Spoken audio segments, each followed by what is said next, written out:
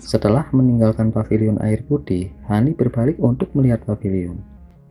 Dia dengan ringan menggelengkan kepalanya sebelum menemukan jalan keluar dari alun-alun.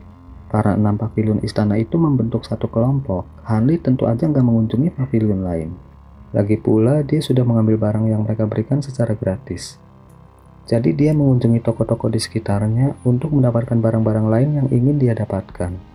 Selain air salju roh dan cairan api surga untuk formasi inti, dia juga ingin membeli beberapa bahan untuk membuat boneka kelas 2. Meskipun dia telah menanam bahan yang paling penting, yaitu kayu ulin berumur beberapa ratus tahun, dia masih perlu membeli bahan sekunder dalam jumlah besar, seperti inti besi dan batu esensi awan. Dia juga membutuhkan beberapa bahan untuk memperbaiki pil pakan roh. Setelah memurnikan pil itu, dia akan bisa melatih laba-laba putih secara resmi. Dengan pemikiran itu, Hani memasuki toko kecil yang cukup lengkap, dan membeli sebagian besar dari apa yang dia butuhkan. Karena sisa barang yang dia butuhkan lebih langka, dia mengunjungi beberapa toko lain untuk mendapatkannya. Saat dia menjelajahi banyak toko, dia kebanyakan fokus pada toko-toko yang menjual rekaman kuno pil obat dan seni kultivasi. Bagaimanapun, dia hampir menggunakan semua formula pilnya dan ingin mendapatkan satu atau dua lagi. Adapun seni kultivasi, meskipun harganya terlalu tinggi, mereka akan memberinya penjelasan tentang jenis seni kultivasi yang digunakan di Laut Bintang tersebar. Saat dia memasuki toko pil obat dan bertanya apakah mereka menjual formula pil tahap pembangunan fondasi, asisten toko tiba-tiba menunjukkan beberapa puluh formula pil, menyebabkan Hanli hampir menggigit lidahnya karena terkejut. Meskipun dia nggak bisa mempercayainya, dia masih dengan hati-hati memeriksa formula pil dan hasilnya sangat mengejutkan. Terlepas dari apakah formula pil menggunakan bahan langka atau umum, semuanya membutuhkan inti binatang iblis, alih-alih tumbuhan spiritual. Pil obat yang lebih langka bahkan membutuhkan inti binatang iblis kelas 6 dan 7. Walaupun formula pil itu juga membutuhkan tumbuhan spiritual yang berumur beberapa ratus tahun, tapi tumbuhan spiritual yang digunakan dalam formula hanyalah bahan pembantu. Mereka bisa diganti dengan tumbuhan spiritual lainnya.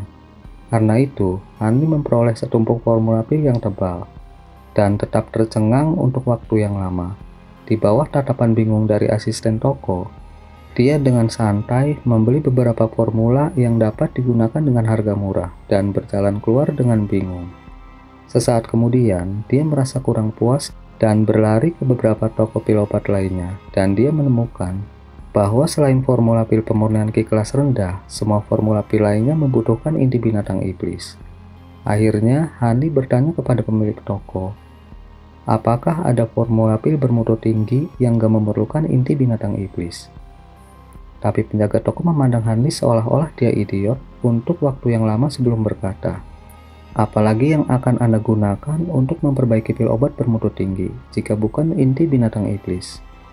Hanli kemudian dengan sedih keluar dari toko dan benar-benar menyerah pada masalah itu. Tampaknya, pil kultivasi di Laut Bintang tersebar, mengambil jalan yang berbeda dari yang ada di wilayah selatan surgawi. Mereka menggunakan inti binatang iblis laut sebagai bahan utama pil obat daripada tumbuhan spiritual. Setelah memikirkannya dengan hati-hati, Hani merasa itu cukup masuk akal. Laut sangat luas dan tanpa akhir, berisi binatang iblis yang tak terhitung jumlahnya.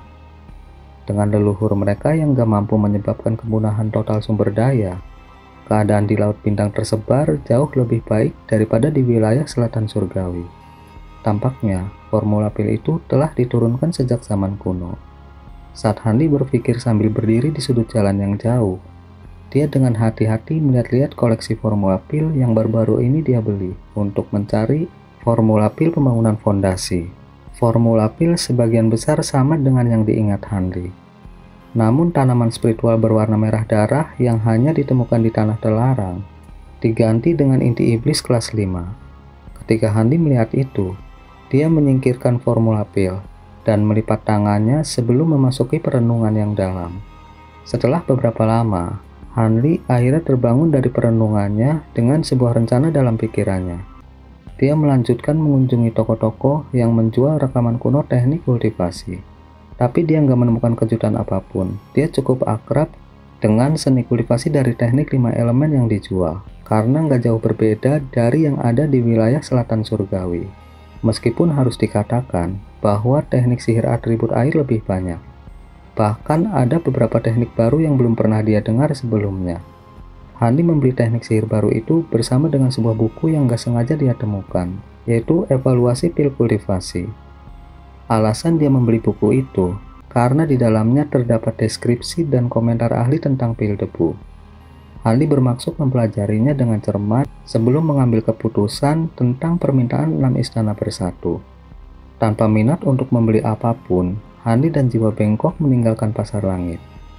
Nggak lama setelah mereka meninggalkan kota bintang, Hani dan jiwa bengkok terbang menuju kediaman klanku. Sekitar setengah hari kemudian, Hani menatap pemandangan yang agak akrab dari dinding tanah klanku. Tapi alih-alih segera turun menuju kediaman klanku, dia memutuskan untuk mendarat di puncak bukit kecil ke sisi perkebunan dan melihat rumah kayu kecil yang telah dia bangun. Rumah kayu kecil itu masih berdiri di lokasi aslinya. Namun terlihat jelas bahwa pohon itu telah sangat tua dan beberapa area telah menghitam karena busuk. Ketika Hani melihat itu, dia menghela nafas ringan sebelum membuka pintu dan memasuki rumah. Hah? Hani terkejut. Ruangan itu nggak tertutup lapisan debu, juga nggak ada aroma busuk yang dia harapkan. Sebaliknya, ruangan disapu bersih. Meja, kursi, dan tempat tidur nggak memiliki setitik pun debu. Bahkan ada pot bunga biru di atas meja kayu. Hani bingung sesaat, tapi dia nggak bisa menahan diri untuk nggak tertawa. Sepertinya, klanku telah cukup memikirkan hal ini. Hani membelah hidungnya saat dia bergumam pada dirinya sendiri. Setelah itu, Hani meninggalkan rumah kayu tanpa perasaan terikat dan meninggalkan jiwa bengkok di puncak bukit, perlahan berjalan menuju perkebunan klanku sendirian. Hani nggak berniat terburu-buru terbang menuju klanku. Meskipun formasi mantra klanku nggak menimbulkan masalah baginya, Master klanku bisa dianggap sebagai teman lama. Tentunya lebih baik bersikap sopan. Tetapi ketika Hani berjalan di depan gerbang klanku, dua penjaga gerbang yang sangat kuat telah memperhatikannya. Salah satu dari mereka dengan curiga bertanya, "Siapa kamu? Apa yang membawamu ke klanku kami?" Hani tersenyum dan berbicara dengan suara lembut. "Beritahu tuan kamu bahwa seorang teman lama bermargahan telah datang. Tuan klan kita nggak melihat orang luar." "Tunggu, Han. Mungkinkah Anda adalah Tuan Abadi Han?" Pria besar itu awalnya menolaknya, tetapi setelah menilai Hanli, dia tiba-tiba mengungkapkan keraguan. "Kamu kenal aku?" Hanli sedikit cemberut. "Jadi ini benar-benar Han Abadi. Mohon tunggu sebentar Tuan Abadi. Aku akan mengirim laporan ke Tuan Bangsawan." Pria besar itu nggak berbicara lagi dan berlari menuju rumah. Hanli tanpa ekspresi melihat ke arah rumah dan gak berbicara lebih jauh. Gak lama kemudian, sekelompok besar orang keluar dari dalam rumah. Orang tua yang memimpin mereka tersenyum lebar saat melihat Hanli dan dengan keras berteriak, "Han Abadi, kamu akhirnya kembali. Saya sudah menunggu selama beberapa tahun."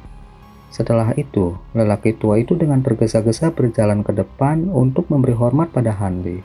Yang lain juga segera mengikuti dan memberi hormat pada Hanli. Hanli dengan penuh perhatian menatap wajah orang tua itu.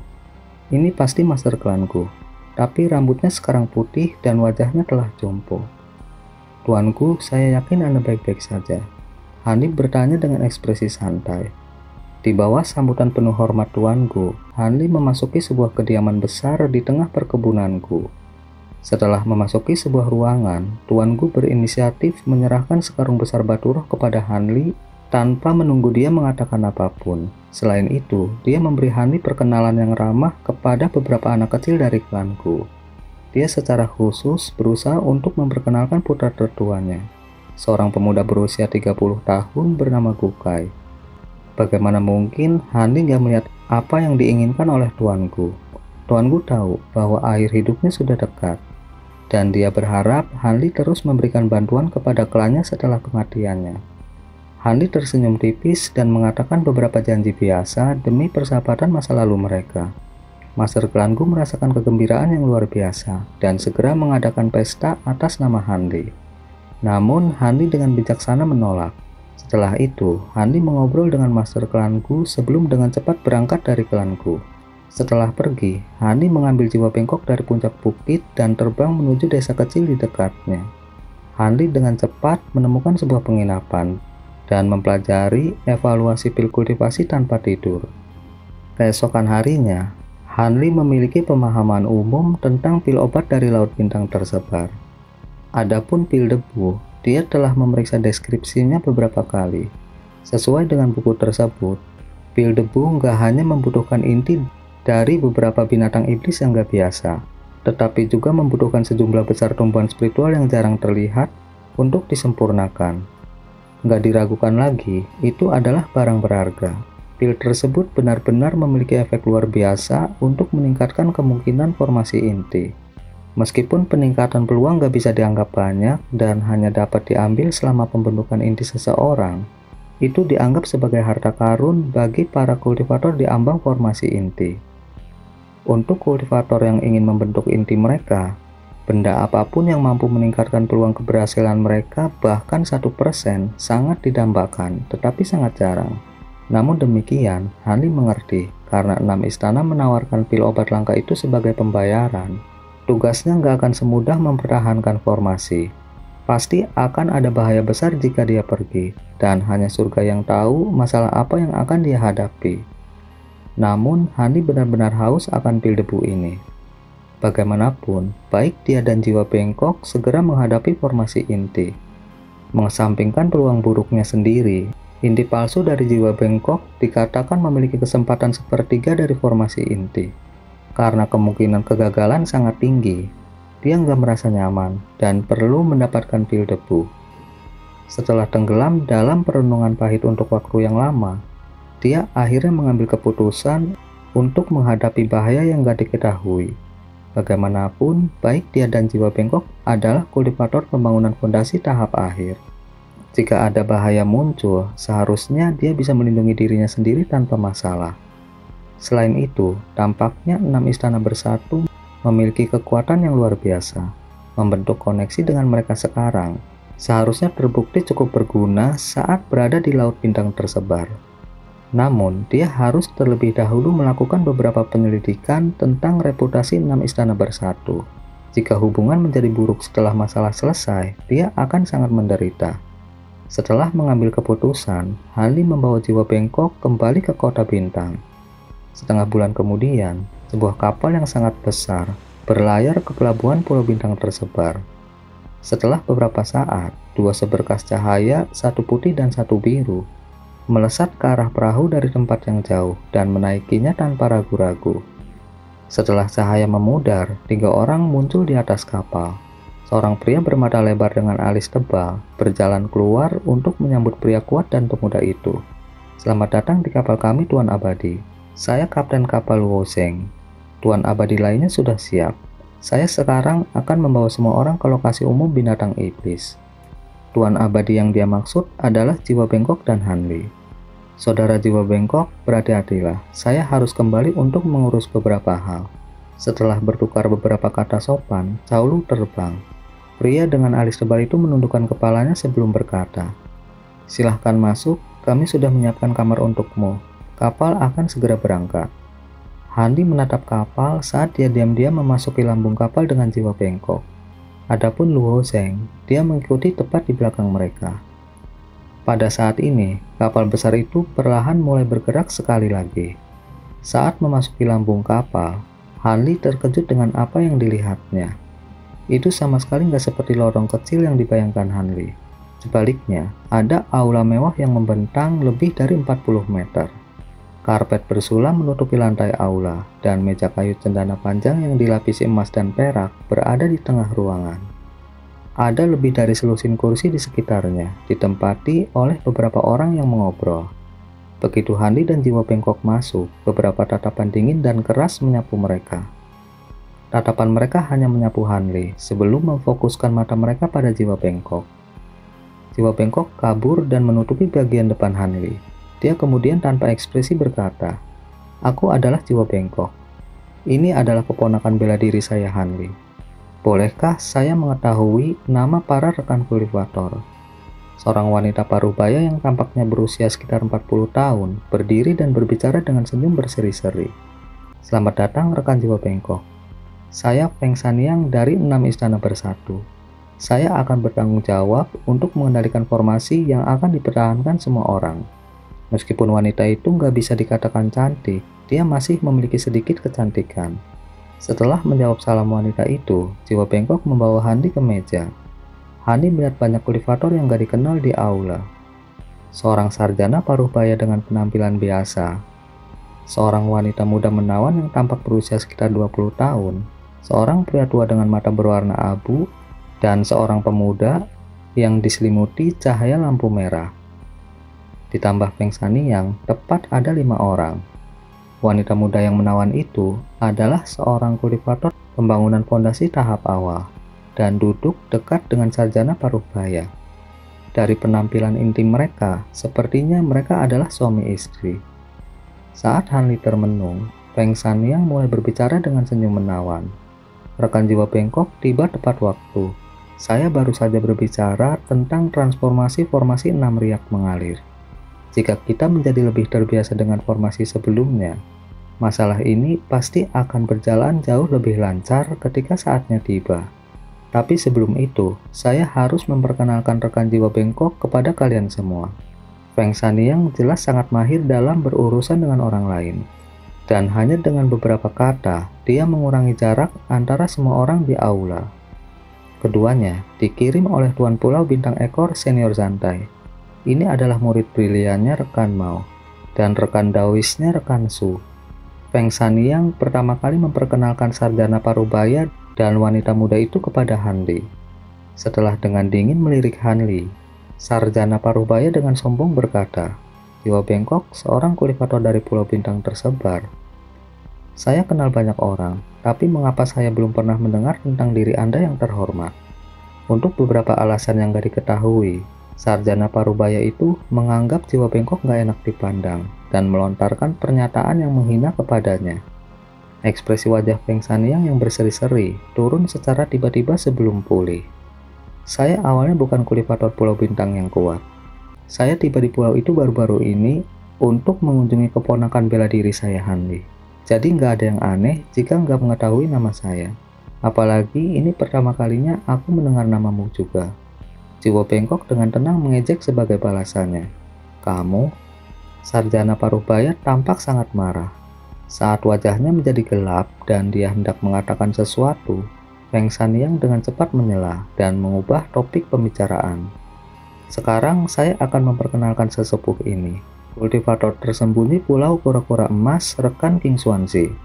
Meskipun sedikit yang mengenalnya, hanya ada beberapa kultivator pembangunan fondasi yang dapat menandingi teknik sihir elemen kayu miliknya. Adapun rekan Yan, dia bahkan lebih mengesankan. Dengan konstitusi api tersembunyinya, dia berhasil mengolah yang api sejatinya dengan sempurna. Rekan King, rekan Yan, Hanli menganggukkan kepalanya ke arah pria tua dan pemuda itu. Meskipun keduanya juga berada di tahap akhir pembangunan fondasi, Hanli merasakan tekanan yang jauh lebih dalam dari mereka daripada sarjana parubaya. Karena kultivasi mereka sama sekali nggak dangkal, Hanli nggak mau begitu saja meremehkan mereka. Halo rekan jiwa bengkok, saya mengirimkan salam saya. Keduanya nggak angkuh dan tersenyum tipis pada jiwa bengkok. Itu membuat sarjana parubaya menjadi lebih nggak nyaman. Karena itu, tanpa menunggu Feng Saniang berbicara lebih jauh, dia tiba-tiba berdiri dan berkata dengan ekspresi kayu, "Saya akan kembali ke kamar saya dan bermeditasi. Saya akan meninggalkan masalah mantra formasi untuk nanti." Kemudian, dengan lambaian lengan bajunya, dia berbalik dan meninggalkan aula. Wanita muda itu melirik meminta maaf pada yang lain sebelum mengikutinya. Hak apa yang dia miliki untuk menjadi sombong? Fakta bahwa dia memiliki tuan pulau untuk seorang tuan. Pemuda bermargayan yang tubuhnya bersinar dengan cahaya merah berbicara dengan sedikit kemarahan. Ekspresi pria tua dan Feng Saniang itu sedikit berubah. Feng Saniang meminta jiwa bengkok untuk duduk dengan senyum lebar, seolah ingin menyingkirkan masalah itu dengan sarjana parubaya. Bukankah kita membutuhkan 6 orang? Rekan Su tampaknya nggak memiliki kultivasi yang diperlukan untuk memperankan formasi. Jiwa bengkok dengan tenang bertanya, duduk tanpa sopan santun. Feng Saniang tersenyum sebelum memberikan penjelasan. Masih ada rekan pulau Shifraido, namun dia saat ini sedang mengembangkan teknik yang ganas dan gak meninggalkan kamarnya dalam beberapa hari terakhir. Oh, jadi seperti itu. Jiwa bengkok mengangguk dan gak mengatakan apa-apa lagi. Tetapi karena Feng Saniang cukup ingin tahu tentang jiwa bengkok, dia terkadang menanyakan beberapa pertanyaan yang gak relevan. Hanli yang berdiri di belakang jiwa bengkok menemukan ini agak mengejutkan karena dia nggak tahu apa maksud wanita itu. Ketika dia bertanya apakah jiwa bengkok memahami formasi sihir 6 riak mengalir, Hanli menghendaki jiwa bengkok untuk menjawab bahwa dia nggak mengerti. Wanita itu tersenyum, mengatakan bahwa begitu pula yang lainnya. Kemudian, dia mulai memberi penjelasan kepada ketiga kultivator yang sekarang tentang kerumitannya yang menakjubkan. Benar-benar mengejutkan, Feng Saniang adalah ahli mantra formasi yang jarang terlihat. Meskipun sarjana parubaya memiliki masalah dengan yang lain, keesokan harinya, akhirnya dia kembali ke aula utama untuk mendengar tentang aspek penting dalam mempertahankan formasi. Bagaimanapun, 6 istana bersatu telah mengundangnya untuk datang. Jadi dia merasa nggak pantas untuk melalaikan tanggung jawabnya. 3 hari kemudian, kultivator yang tersisa mengakhiri pengasingannya di kamarnya, memungkinkan Hanli akhirnya melihatnya. Dia adalah pria bertubuh besar setinggi 7 kaki dengan wajah yang tampak galak. Meskipun penampilannya tampak kasar, dia adalah orang yang blak-blakan dan terus terang, yang dengan cepat membentuk hubungan dekat dengan orang lain. Dengan hadirnya anggota terakhir, Hanli dan rekan-rekannya selesai mendengarkan penjelasan Feng Saniang tentang seluk-beluk formasi mantra. Setelah itu, kapal mereka sering berhenti, dan mereka akan terbang di sekitar pulau terdekat, terus-menerus berlatih bentuk bergeser dari formasi 6 riak mengalir. Dengan cara ini, mereka akan berhasil dalam upaya pertama mereka untuk menangkap binatang iblis itu ketika saatnya tiba. Semua orang puas dengan pengaturan ini.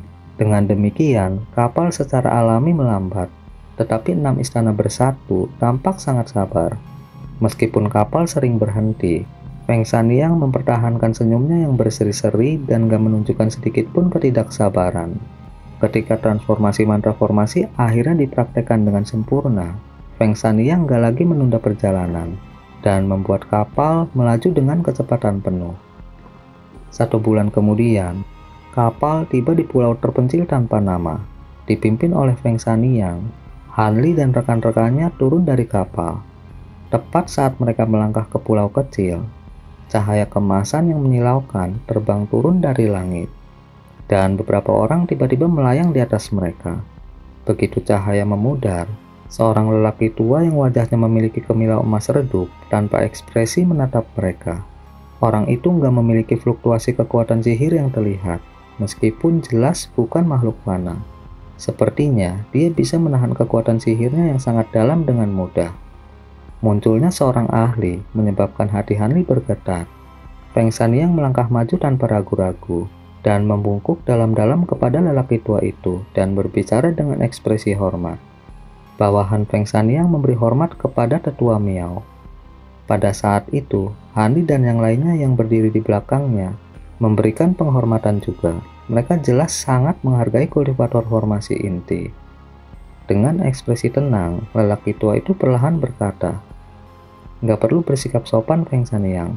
Anda melakukannya dengan cukup baik. Anda telah berhasil membawa asisten ini dengan sangat cepat. Apakah mereka udah terbiasa dengan latihan mantra formasi? Binatang iblis yang kita hadapi cukup merepotkan, jadi kita nggak boleh ceroboh." Tetua, tenanglah. Setiap orang telah sepenuhnya menguasai banyak variasi dari formasi 6 riak mengalir. Kami pasti bisa menjebak binatang itu. Suara Feng Saniang penuh percaya diri. Tetua Miao menyapu pandangannya ke para kultivator pembangunan fondasi. Dia kemudian berkata dengan ramah, "Bagus rekan-rekan. 6 istana bersatu kami membutuhkan bantuan Anda. Selama Anda mengerahkan tenaga dengan benar, kami akan memperlakukan Anda dengan adil tanpa keraguan." Tanpa menunggu yang lain untuk berbicara, sarjana parubaya itu bergegas untuk berbicara dengan senyum yang memikat. "Tenanglah senior, kami pasti akan mencoba yang terbaik.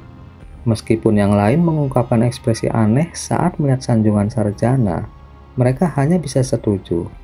Puas dengan tanggapan mereka, Tetua Miao menganggukkan kepalanya dan berkata, "Kami telah meletakkan formasi beberapa hari yang lalu. Anda hanya perlu mempertahankannya.